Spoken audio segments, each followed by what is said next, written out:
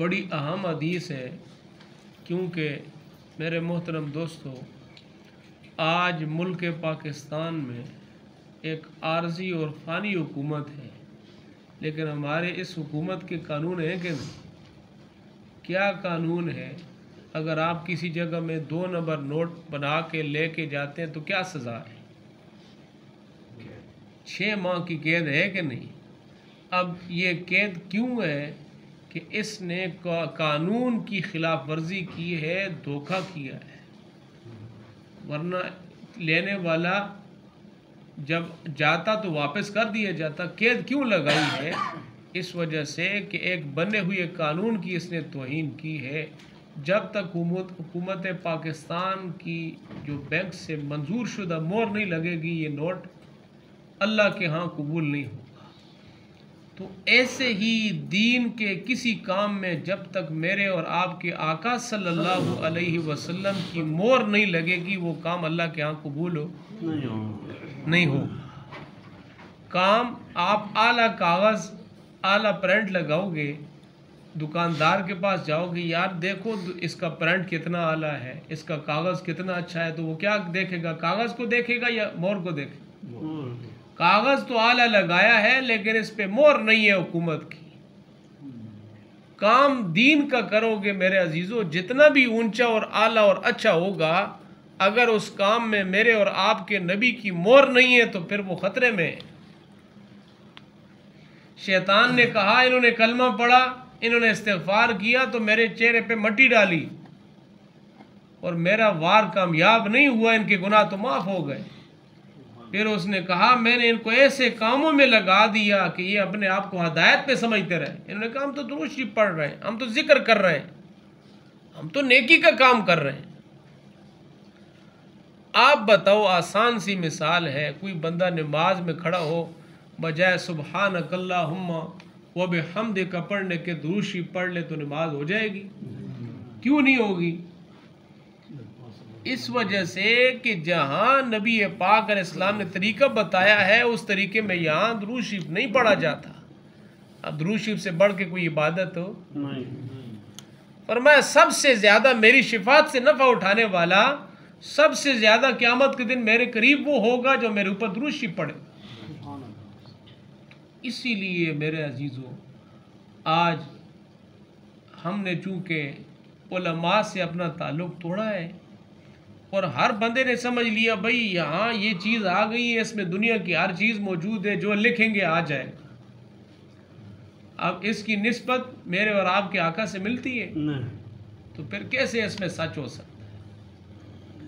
इसीलिए अगर दीन चाहते हो तो कुरान के साथ जुड़ो, नबी की सुन्नत के साथ जुड़ो, सही रहनुमाई मिलेगी। अक्सरियत लोग यहाँ पर बंद हैं जिनका कोई उस्ताद ही नहीं है। जैसे हमने आपको बताया है कि हम आपके सामने बैठे हैं, हमने अपने उस्तादों से पढ़ा, उन्होंने अपने उस्तादों से पढ़ा, उन्होंने अपने उस्तादों से पढ़ा, हमारे पास शजरा है, सनद है, उस पे सारा कुछ लिखा हुआ है। हमने जिनसे पढ़ा, फिर आगे उन्होंने किन से पढ़ा, आगे किन से पढ़ा, 28-30 वास्तों के बाद सीधा नाम आता है नबी पाक सल्लल्लाहु अलैहि वसल्लम का। लेकिन अक्सर लोग ऐसे हैं जो ऐसी चीज़ें जानते नहीं हैं। फिर मेरे अजीज़ों, खुद भी नाकाम, और हमेशा फिर ये है कि इंसान थक भी जाए, शैतान तो खुश होता है, कहता है ठीक है लगे रहो। लोग समझते हैं कि हम हदायत पर हैं और हदायत पर होते, शैतान का ये कहना है। इसीलिए फितने ज़ाहिर होंगे। हमारे प्यारे आका सल्लल्लाहु अलैहि वसल्लम ने कह दिया, जो उन्होंने कहा वो हो रहा है। बहुत कुछ हो चुका है और आगे भी बहुत कुछ होगा। अभी बड़ी बड़ी निशानियां ज़ाहिर नहीं हुई हैं, छोटी छोटी निशानियां जो आपकी ज़बान मुबारक से निकली थी, आज से 20 साल 22 साल पहले बंदा वो हदीसें पढ़ता है तो बंदे को सोच में पड़ जाता था कि 20 साल 22 साल पहले तसव्वुर था, आका का फरमान था, एक बंदा मशरिक में बैठेगा और मगरिब में बैठने वाले से बात करेगा, दुनिया के एक कोने में बैठेगा, दूसरे कोने वाले से बात करेगा, लाइव बात करेगा। ये भी फरमाया डायरेक्ट बात करेगा। बात कैसे कर सकता है बंदा?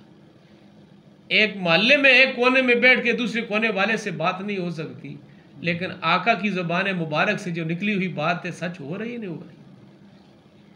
तो ऐसे बहुत सी निशानियां जो आप सल्लल्लाहु अलैहि वसल्लम ने कही थी, ये भी कहा था फितने टूटेंगे, लोग समझेंगे हिदायत पर है और होंगे हिदायत पर।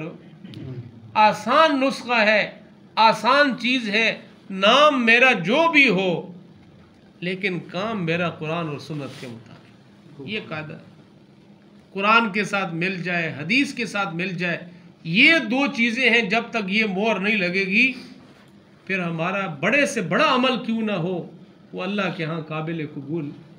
जैसे नोट बनाओ, आला प्रिंट, आला कागज़, आला मशीन के साथ बनाओगे तो ये देखने वाले नहीं देखेंगे, देखने वाले कहेंगे नोट तो आला बनाया है लेकिन हुकूमत की मोहर नहीं है। ऐसे ही दीन का कोई, नेकी का कोई काम भी जब तक उस पे मेरे और आपके नबी की मोहर नहीं लगेगी, अल्लाह कहेंगे फहुआ मरदूदुन, मेरे हबीब की मोहर नहीं है, इसको कबूल नहीं किया जाए। तो इसीलिए सारे भाई कोशिश करें, ये बहुत बड़ा फितना है। अभी रमज़ान का महीना भी आ रहा है, ऐसे लोग जो ना अहल हैं, दीन को जानने वाले ही नहीं हैं, खुद दीन पे अमल करने वाले ही नहीं है, वो शुरू हो जाएंगे, ना उनका कोई उस्ताद है, उर्दू की किताबें पढ़ के। तो इसीलिए कोशिश करें जब हम वहाँ से बातें सुनेंगे तो कच्ची बातें मिलेंगी, खुद भी डूबेंगे, अपनी औलाद को भी डुबा दें। इसीलिए जो चीज़ें वहाँ लेने की वहाँ से लें, और जो कुरान हदीस है, कबर आखिरत है, जब अल्लाह ने कह दिया है कुरान महफूज है, हदीस महफूज है, जो चीज़ें महफूज जो हैं और महफूज रहेंगी क़यामत तक, हम उनसे क्यों इस्तिफ़ादा न करें। अल्लाह पाक हम सबको इन सारी बातों पर अमल करने की तौफ़ीक़